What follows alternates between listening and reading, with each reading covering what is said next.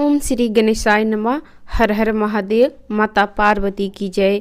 नमस्कार, आप सभी का मेरे चैनल में हार्दिक अभिनंदन है, स्वागत है। आइए सुनते हैं विंध्येश्वर संहिता का 6ठा अध्याय, ब्रह्मा विष्णु युद्ध। नंदिकेश्वर बोले, पूर्व काल में श्री विष्णु अपनी पत्नी श्री लक्ष्मी जी के साथ शेष शैया पर शयन कर रहे थे। तब एक बार ब्रह्मा जी वहां पहुंचे और विष्णु जी को पुत्र कहकर पुकारने लगे। पुत्र उठो, मैं तुम्हारा ईश्वर तुम्हारे सामने खड़ा हूँ। यह सुनकर विष्णु जी को क्रोध आ गया, फिर भी शांत रहते हुए बोले, पुत्र तुम्हारा कल्याण हो, कहो अपने पिता के पास कैसे आना हुआ। यह सुनकर ब्रह्मा जी कहने लगे, मैं तुम्हारा रक्षक हूँ, सारे जगत का पितामह हूँ, सारा जगत मुझ में निवास करता है। तू मेरी नाभि कमल से प्रकट होकर मुझसे ऐसी बातें कर रहा है। इस प्रकार दोनों में विवाद होने लगा। तब वे दोनों अपने को प्रभु कहते कहते एक दूसरे का वध करने को तैयार हो गए। हंस और गरुड़ पर बैठे दोनों परस्पर युद्ध करने लगे। ब्रह्मा जी के वक्ष स्थल में विष्णु जी ने अनेकों अस्त्रों का प्रहार करके उन्हें व्याकुल कर दिया। इससे कुपित हो ब्रह्मा जी ने भी पलटकर भयानक प्रहार किया। उनके पारस्परिक आघातों से देवताओं में हलचल मच गई। वे घबराए और त्रिशूलधारी भगवान शिव के पास गए और उन्हें सारी व्यथा सुनाई। भगवान शिव अपनी सभा में उमा देवी सहित सिंहासन पर विराजमान थे और मंद मंद मुस्कुरा रहे थे। इसी क्रम में 7वां अध्याय भी सुन लेते हैं। शिव निर्णय। महादेव जी बोले, पुत्रों मैं जानता हूँ कि तुम ब्रह्मा और विष्णु के परस्पर युद्ध से बहुत दुखी हो।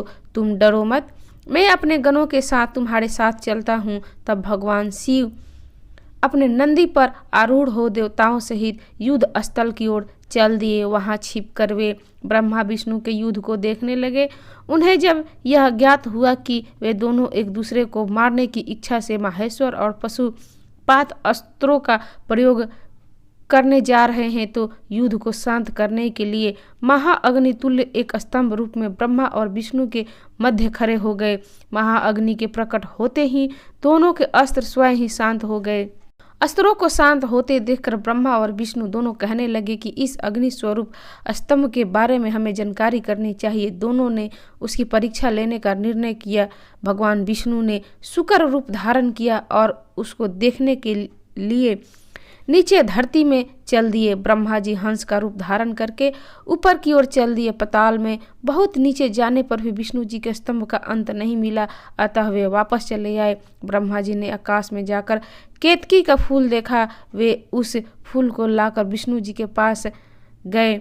विष्णु ने उनके चरण पकड़ लिए। ब्रह्मा जी के छल को देखकर भगवान शिव प्रकट हुए। विष्णु जी की महानता से शिव प्रसन्न होकर बोले, हे विष्णु जी, आप सत्य बोलते हैं, अतः मैं आपकी अपनी समानता का अधिकार देता हूँ। इसी क्रम में 8वां अध्याय, ब्रह्मा का अभिमान भंग।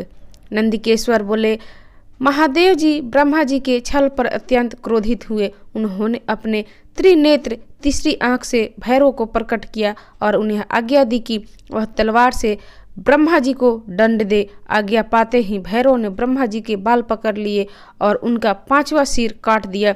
ब्रह्मा जी डर के मारे कांपने लगे।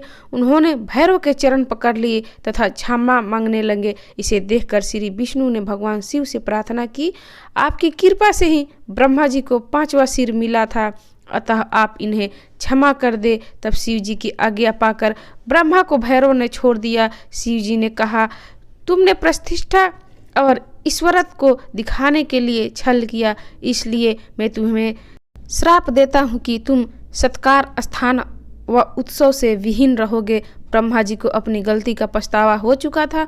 उन्होंने भगवान शिव के चरण पकड़कर क्षमा मांगी और निवेदन किया कि वे उनका 5वां सिर पुनः प्रदान करें। महादेव जी ने कहा, जगत की स्थिति को बिगड़ने से बचाने के लिए पापी को दंड अवश्य देना चाहिए ताकि लोक मर्यादा बनी रहे। मैं तुम्हें वरदान देता हूँ कि तुम गणों के आचार्य कहलाओगे और तुम्हारे बिना यज्ञ पूर्ण न होंगे। फिर उन्होंने केतकी के पुष्प से कहा, अरे दुष्ट केतकी पुष्प, अब तू मेरी पूजा के अयोग्य रहोगे। तब केतकी पुष्प बहुत दुखी हुआ और उनके चरणों में गिरकर माफ़ी मांगने लगा। तब महादेव जी ने कहा, मेरा वचन तो झूठा नहीं हो सकता, इसलिए तू मेरे भक्त के योग्य होगा। इस प्रकार तेरा जन्म सफल हो जाएगा। तो ये थी विंध्येश्वर संहिता का 3 अध्याय। आपको कैसी लगी? अच्छी लगी तो इसे लाइक करें, शेयर करें, मेरे चैनल को सब्सक्राइब करें। कथा श्रवण करने के लिए आप सभी का धन्यवाद। हर हर महादेव। माता पार्वती की जय। गणेश भगवान की जय।